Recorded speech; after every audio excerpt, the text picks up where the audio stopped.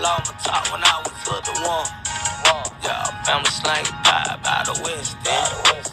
Bow tie, butter like the mob. Yeah, crack my rim, patch it up and baby.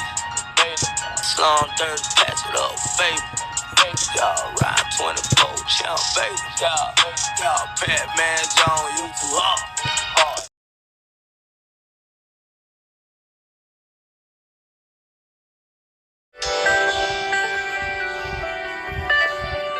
I came in this shit to win, you did. You know my business handle. Make sure my fam straight. I know these niggas gon' hate. I know the real gon' relate. I know I'm here for a reason. I know I'm serving the purpose. Got niggas that's serving the sentence. The boy be out in a minute, you know? And I'm tryna live up to my name, my nigga. Find a way up out the game, my nigga.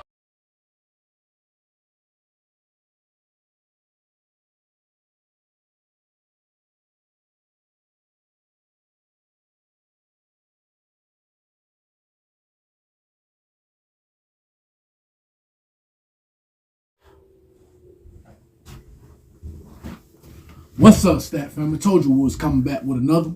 We got the only NBA Finals game. Larry Bird refused to score. This is a live reaction. Make sure you hit that like button, hit that sub button, and comment below. Let's get it.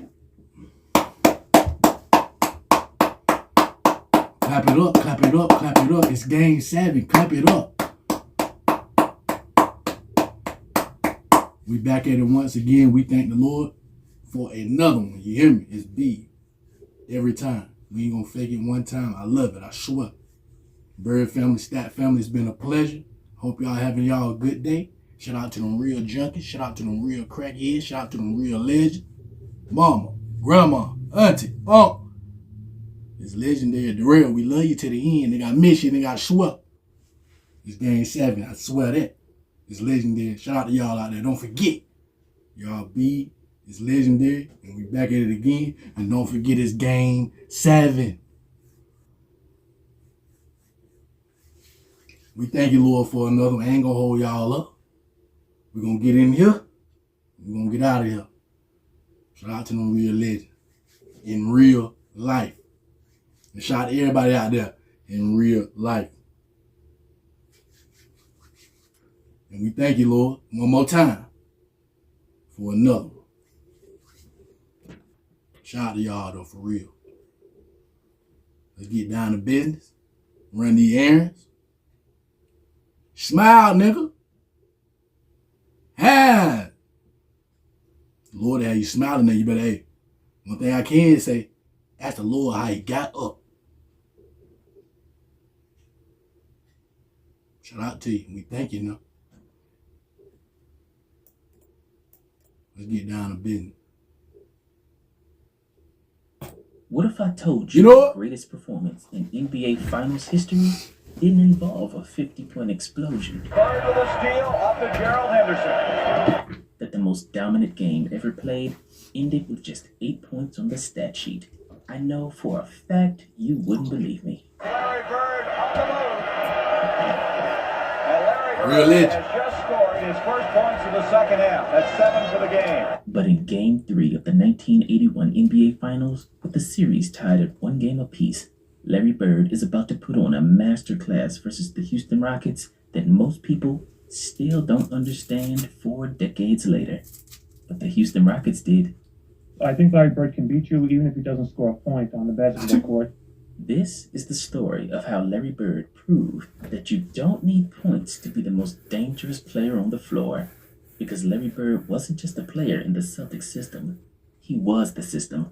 And in Game 3, Bird's fingerprints were on every single possession, even when he wasn't shooting the ball. Bird up to Carr. IQ, what a pass, playmaker. That you could be winning a playoff game like this, and Bird only has 8 points.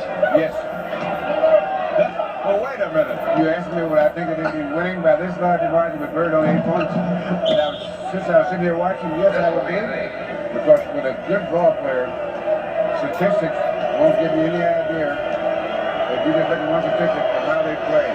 It was May 9th, 1981, Houston, Texas. The series was tied at 1 game apiece because Houston protected home court in Game 2. So Game 3 was the most important game of the series because it could swing the momentum of the series in either team's direction. It's all even as the Houston Rockets play host to the Boston Celtics. And for the 7th consecutive time, we have a sellout here in the Summit. Houston knew that this was their best chance to upset the Boston Celtics because playing with home court advantage, their game plan was simple. Shout Moses Slow the Malone. game down, make it ugly, and whatever you do, don't let Larry Bird get comfortable. So right off the bat, the Rockets came out physical. And here is Larry Bird, who in the first 2 games has had 21 rebounds in each. And you can already see how physical this may be. Start off from the jump. It's going to be Boston's basketball. The game's not a couple of seconds old, and Chris Ford thinks he's gotten run into by a couple of trucks. Here we'll see the tip-off. Here he gets tripped, first of all, by Reed. Now he hustles to get up and get it. Dunleavy just knocks him down again when Dunleavy was out of bounds. They were grabbing and holding, turning every possession into a wrestling match. This was old-school playoff basketball, where referees swallowed the whistle and let the teams decide the game on the court. The Bird on this play, on this shot by Ford. Now look at Robert. He grabs him first with the right arm. Now he backs into him. He gets away first. Look at What a rebound and a... fouled him to death that time. Never got And tried to make a pass at that. Chris Ford, he's been open over there. But look at Hey, this shit get for real out there now. All right? Bill Harris said you're 100% defense on Bird during the timeout, and that's playing tough, isn't it? Any other superstar would try to force their offense. They would demand the ball and try to impose their will through scoring.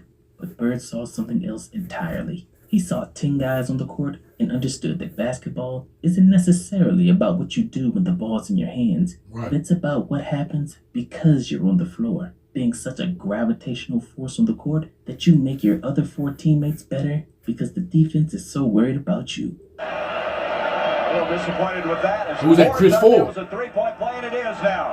Earlstrom indicates it is a 3-point. 8 seconds on the shot clock. What a pass. Playmaker. Larry Bird, who had 9 assists in the first game. Here's Bird, Reed back in after Calvin That Gibson. nigga can do it all, man. Chris Ford has really Real played legend. well. He has 12 points all from the field. Shout out to Chris Ford. First 3-point Bird had made it. 5 points. First 10 3-point field goal ever rebounds, and made. 5 assists. So the people who look at the points column in the box score In the league. probably thought Larry Bird was having an off night. But the Boston Celtics were up by 17. Larry Bird nails it from outside. He has 3 points. Here is Maxwell against Malone. The biggest lead of this game, 15 points, 35-20. That may be the biggest lead in the series. And he playing When people 94 talk feet. about Larry Bird, they always remember his shooting. They always remember his trash talk. They always remember his clutch gene.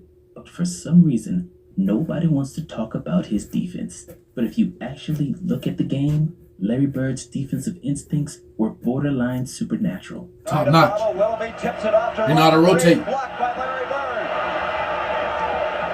Here's Archibald. Archie, what a finish. And he just forces the issue all the time, and you can see what the end result is. Calvin Murphy, 2-on-1. Can't have it. A good fake by Larry Bird defensively. And you have to do that sometimes. Bird pulling that shit in your jaw, man. What's going to happen? He made a fake at Real Murphy. legend, for and then real. stepped back No in joke. the lane. He gets enough to blur the vision of Moses Malone. Chris Ford on him, broken up. Larry Bird with it. Look at On him. the last game, Houston had only 10 He made all that shit happen. This game, they have a total of 8.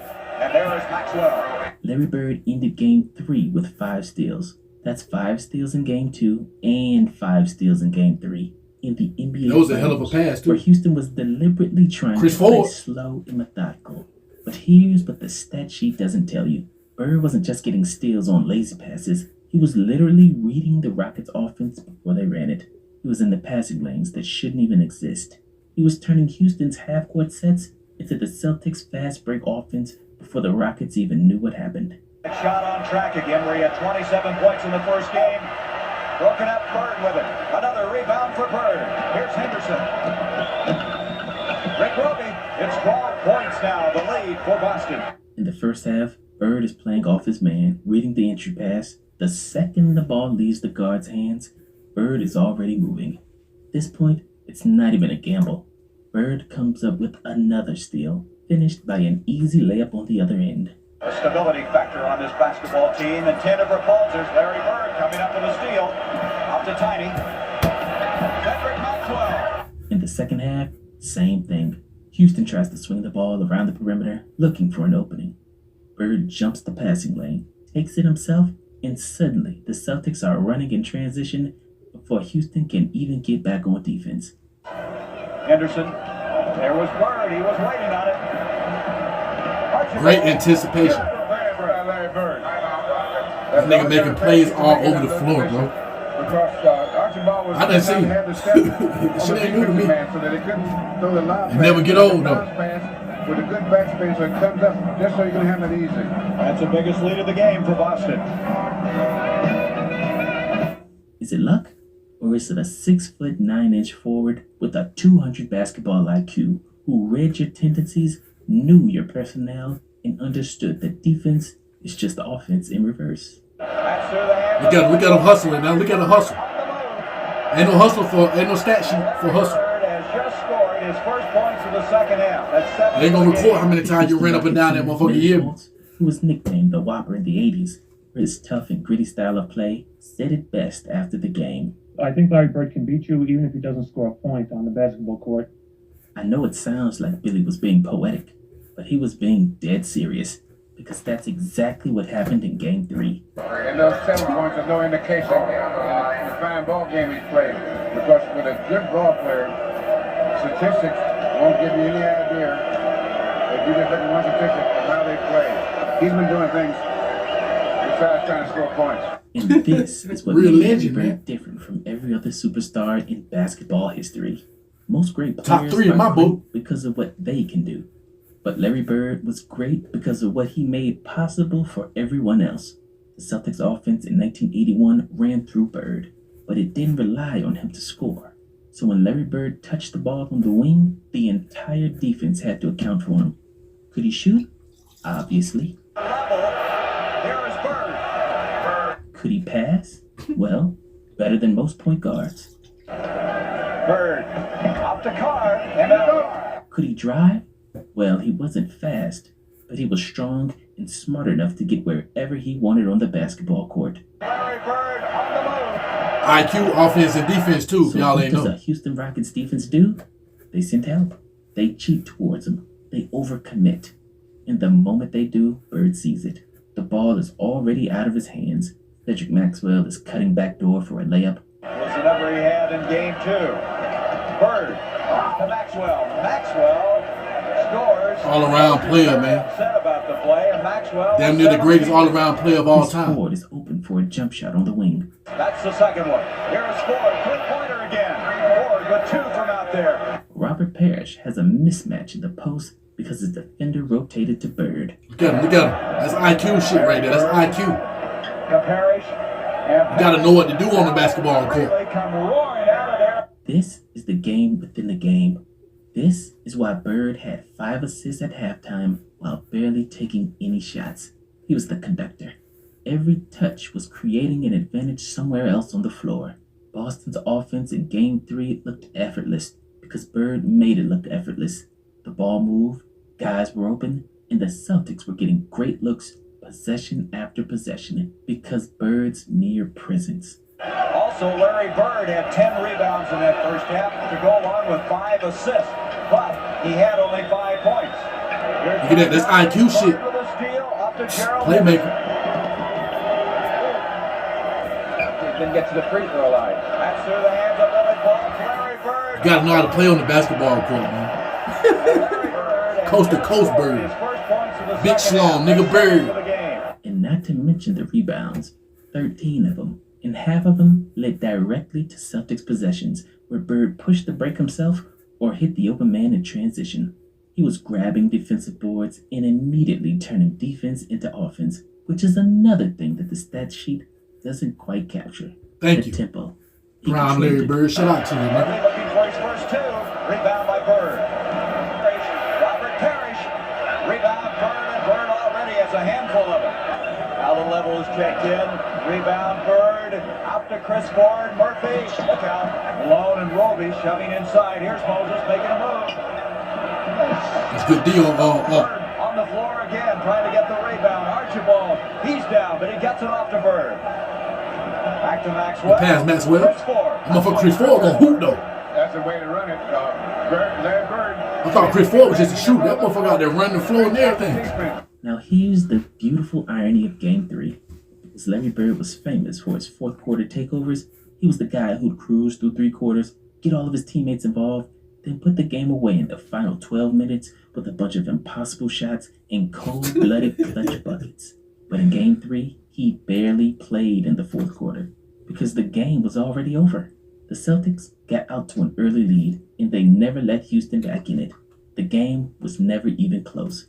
And that's the ultimate compliment to what Larry Bird did in those first three quarters.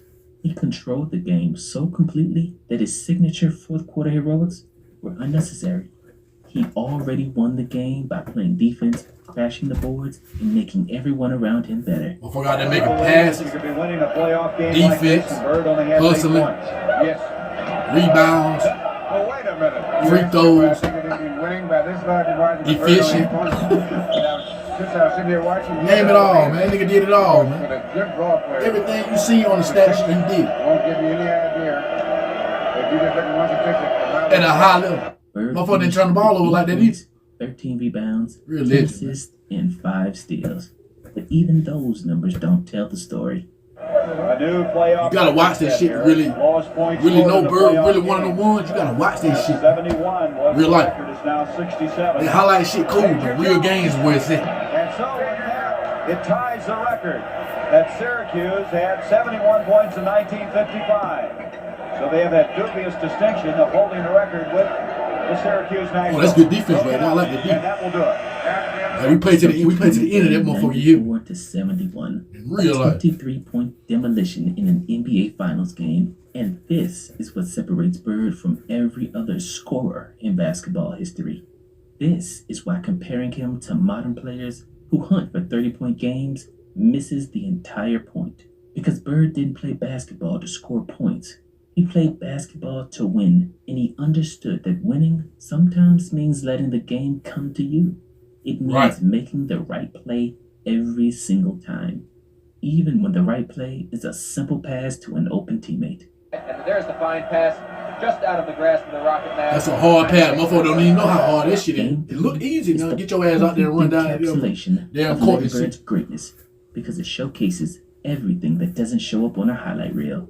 Those defensive reads, Oh, what a pass. You know who was down there? IQ was down there. the outlet passes, the hockey assists, the way he made Cedric Maxwell and Chris Ford look like all-stars, even though neither one of them ever made an all-star team in their entire life. Malone and Roby Shout out that nigga Bird. Moses making a move. Got him out there battling. He ain't complaining. He ain't complaining to the ref one He's time. down, but he gets it off to Bird. Back to Maxwell. Chris Ford, hustling Chris Ford. That's the way to run it. That's exactly the way to run it. Get that ball up court to stretch out the defense. Houston came into Game 3 thinking that they could slow Bird down by playing physical and denying him the ball. And in a way, The game plan was to contain He Bird. scored 8 points, but he still destroyed them. He still controlled every single aspect of the game. He still made it impossible for Houston to execute their offense or get into any kind of rhythm. And he still made sure his teammates got easy looks while the Rockets had to fight for every inch. And that's the mark of a true system player. Except Bird wasn't playing in the system. He was the system. The offense ran through him, the defense keyed on him, and every possession was shaped by what he might do next. Would you believe that you could be winning a playoff game like this and Bird only has 8 points? Yes. Oh, wait a minute. You asked me what I think they'd be winning by this large a margin with Bird on 8 points. Since I was sitting here watching, yes, I would be. Because with a good ball player, statistics won't give you any idea if you just look at one statistic of how they play. Game 3 would largely be forgotten by history because 8 points in a blowout win doesn't make for great television. But if you understand basketball, and I mean really understand it, then Game 3 is the most impressive performance of the entire series because Bird did everything. He defended at an elite level, he controlled the boards, he facilitated the offense, He set the tempo. He made his teammates better. And he did it all so smoothly that he made it look easy. And did not complain one time. Wasn't always loud or flashy, but it was always there, lurking beneath the surface, bending the game to his will in ways that only the smartest basketball minds could appreciate. I think Larry Bird can beat you even if he doesn't score a point on the basketball court. Billy Pultz was right. Larry Bird could beat you without scoring a point. And in Game 3 of the 1981 NBA Finals, he came pretty damn close to proving it. If you're going to study somebody in basketball all around, study Larry Bird. If you want to be a good player, study Larry Bird. No jokes. This shit ain't even funny. Like, if you want to be a good, high IQ player, you want to be a team player, you want to get rebounds and shit, you want to do it all, type in Larry Bird. Seriously. No joke. This shit ain't even funny. Like, that nigga beat Jeffrey 6 times. Jeffrey didn't never beat that nigga 1 time. Come on, man. Stop it. That nigga Bird was that cold. That nigga was a real headache. That nigga Jeffrey said, well, I'm glad. I'm tired of seeing your goddamn face, boy. Jeffrey meant that shit, too, though. I swear he did. That motherfucker was a headache on the court. That nigga did it all, man. He ain't gonna sit out there and act like your ass ain't out there playing. That nigga coming to play. No matter who out there. I don't give a damn you James Worthy. I don't give a damn you got the Magic. I don't give a damn who you is. Jeffrey. I don't give a damn who you is out there. That nigga coming to hoop, man. For real.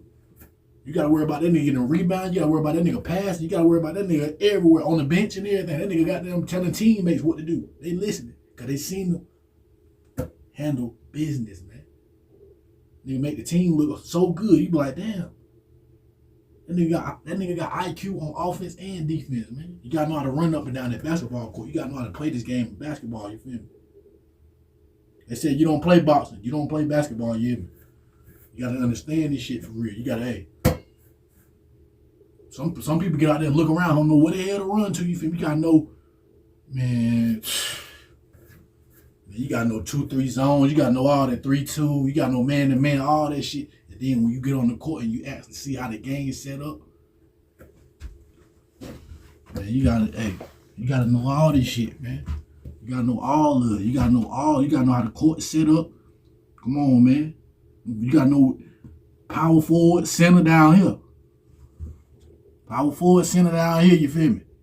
You gotta know how to control this shit down there, man. This shit ain't a game right here, man. I love this shit in real life. No joke. Come on, man. I might not know here got nothing, but this hoop shit, I know something about. You hear me? I got IQ on this hoop shit. Now this ain't, hey. This shit legendary, man. I ain't gonna get up here and lie to you. I ain't gonna lie one time about that hoop shit, man. You hear me? The hoop shit, but I love it, though. That shit ain't my first love, and I love this shit to the end, though. You hear me? I ain't gonna never put a smile on my goddamn face.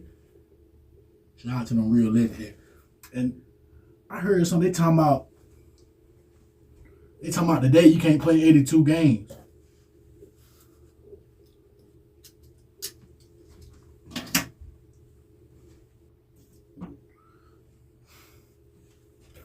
They said today you can't play 82 games. What?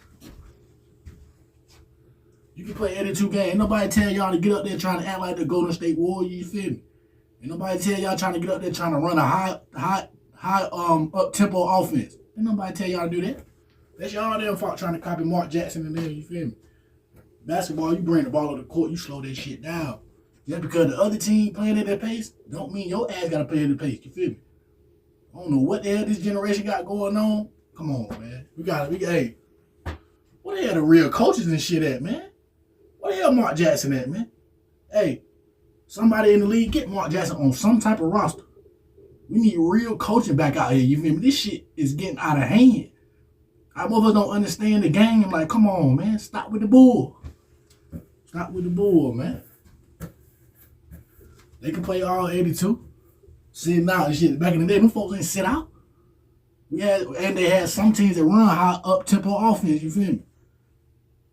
Every team not gonna got there. Hey, man, we slow that shit down, man. Bring that shit up the court, man. Hey, some team run plays and shit. 5 knuckle. Some team run goddamn plays and shit, man. Hey.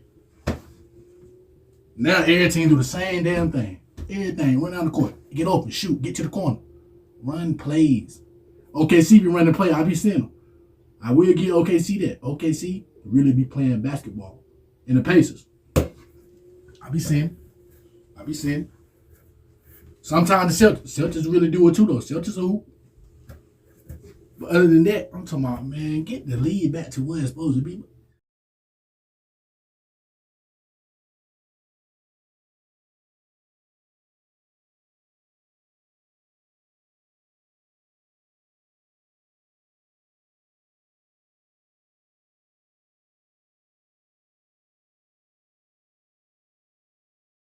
Working with that vision, what gave a nigga vision.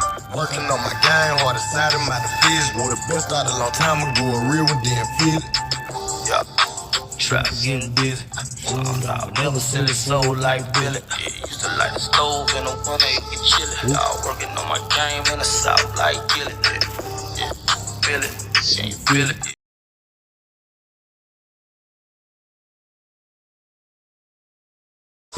Young nigga came for nothing, got it out the gun. I've been in and out of jail, you barely know my struggle. I've been jugging around the city, flexing with no muscle. Young nigga came for nothing, all I know is hustle.